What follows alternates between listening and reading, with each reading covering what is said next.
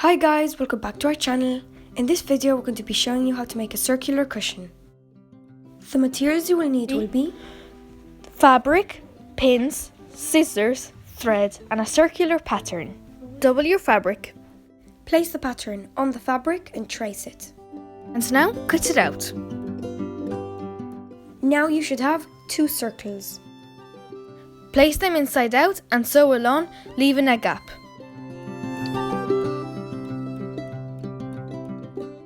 Turn it inside out. Fill it in with cotton filling. Hand sew the edge you left open and add a bow.